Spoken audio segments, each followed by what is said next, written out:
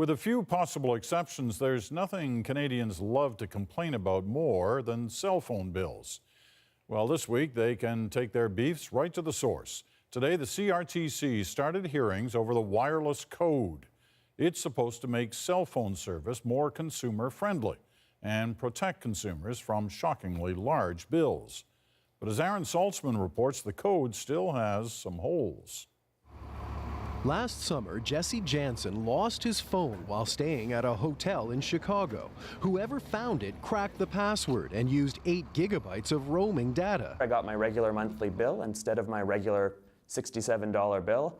It was a little bit higher this time. It was about $24,000. That, in cell phone parlance, is what's known as bill shock. And it's one of the things Canada's wireless code is supposed to prevent. The CRTC created the set of rules for cell phone providers in 2013 to enhance consumer protection and prevent things such as costly data overages. We must be forward-looking if the code is to remain relevant.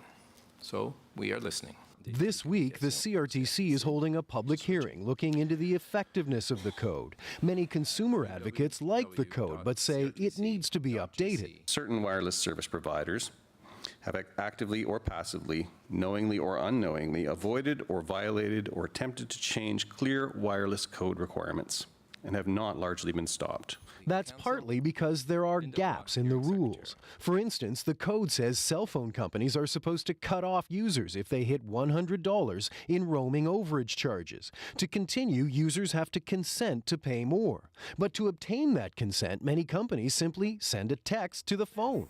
The person with Jesse Jansen's device got that text and agreed to pay for more data.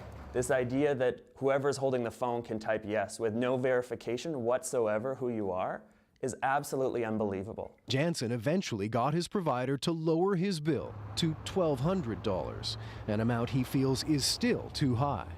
Stories like that are why consumer groups want the wireless code changed so that only account holders can agree to further data usage, one of a number of tweaks they're suggesting.